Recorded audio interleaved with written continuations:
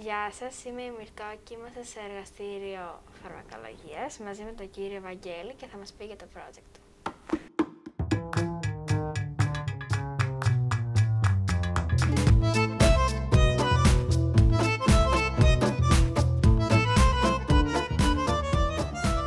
Γεια σου Μυρτώ. Γεια. Καλώς ήρθες στο εργαστήριό μας. Εγώ είμαι ο Βαγγέλης Μανολόπουλος, καθηγητής φαρμακολογίας στην Ιατρική Σχολή στο Δημοκρίτιο Πανεπιστήμιο.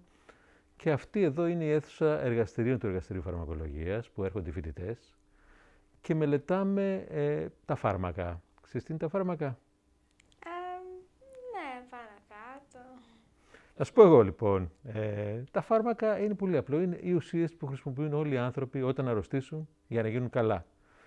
Αυτές οι ουσίες παράγονται από επιστήμονες με μελέτη από τη φύση, στοιχείων από τη φύση ή τα συνθέτουν και απαιτούν πολύ δύσκολες και μακρόπνοες διαδικασίες. Εδώ λοιπόν το εργαστήριό μας συμμετέχει σε τέτοια έρευνα. Σκεφτήκαμε να κάνουμε κάτι μεγαλύτερο. Σκεφτήκαμε να δημιουργήσουμε μια δομή η οποία θα συνθέσει τις δουλειές που κάνουμε, θα χρησιμοποιήσει τις συνεργασίες που έχουμε τόσα χρόνια και μέσα στο Δημοκρίτιο και μέσα στο νοσοκομείο και σε όλη την Ελλάδα και στο εξωτερικό, για να δημιουργήσουμε μια δομή η οποία θα συμβάλλει με πολλούς τρόπους στην έρευνα, στην εκπαίδευση, αλλά και στην οικονομική δραστηριότητα και τη ζωή στη Θράκη, γιατί θέλουμε κάτι να αφήσουμε σε αυτόν τον τόπο. Έτσι λοιπόν, χρησιμοποιώντας το εργαλείο της περιφερειακής αριστείας και τις δυνατότητες που έδωσε, προτείναμε τη δημιουργία ενός κέντρου αριστείας φαρμακολογικών μελετών και ιατρικής ακριβίας. Ωραία, και πώς γίνονται οι έρευνες για τα φάρμακα? Είναι μια δύσκολη και μεγάλη διαδικασία και γίνεται σε πολλά επίπεδα και σε αυτό το εργαστήριο με τη χρηματοδότηση που πήραμε θέλουμε να δημιουργήσουμε, να αποκτήσουμε την ικανότητα να κάνουμε τέτοιες έρευνες σε πολύ ψηλό επίπεδο. Δηλαδή θέλουμε να κοιτάξουμε τα φάρμακα στο επίπεδο του DNA, που είναι μέσα στα κύτταρά μας η πληροφορία που υπάρχει και αυτή αλληλεπιδρά με τα φάρμακα. Θέλουμε να κοιτάξουμε τι φάρμακα κυκλοφορούν στον οργανισμό.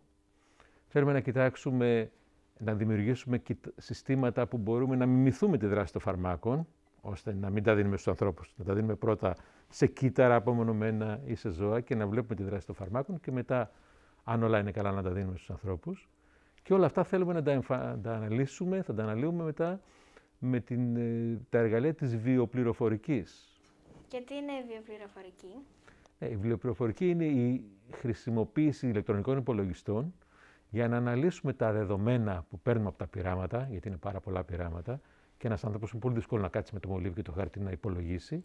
Έτσι λοιπόν, βάζουμε όλα αυτά τα στοιχεία στον υπολογιστή και ο υπολογιστής μας δίνει πληροφορίες που μας βοηθάνε να καταλάβουμε καλύτερα πώς δουλεύουν τα φάρμακα και να διαλέξουμε ποιο από αυτά τα καινούρια πειραματικά φάρμακα είναι το καλύτερο για να προχωρήσει και να χορηγηθεί στους ανθρώπους. Και όλα αυτά τα κάνετε μόνο σας?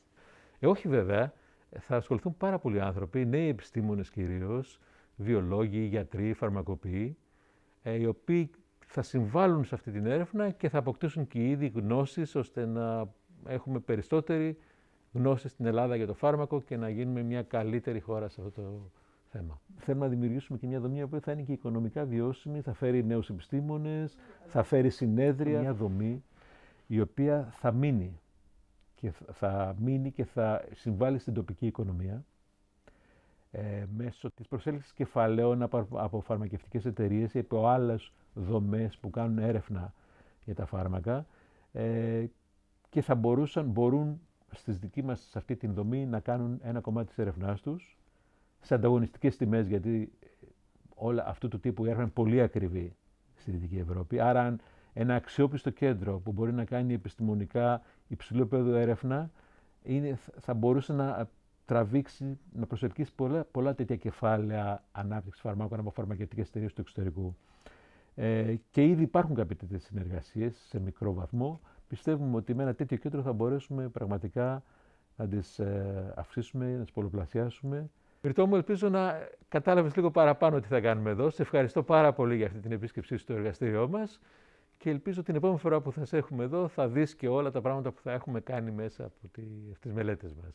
Το θέμα είναι να κάνουμε κάτι που θα συνεχίσει, θα μείνει εδώ. Δηλαδή μας έδωσε, ίσως θα πρέπει να το έχω πει και αυτό, μας έδωσε και η σχολή και η πόλη. Και με αυτόν τον τρόπο πιστεύουμε ότι μπορεί να δώσουμε κάτι πίσω. Όχι απλώς να κάνουμε 10 πειράματα και 20 δημοσίευσεις, αλλά να δώσουμε κάτι που θα βοηθήσει με πιο μακροπρόθεσμο τρόπο την πόλη.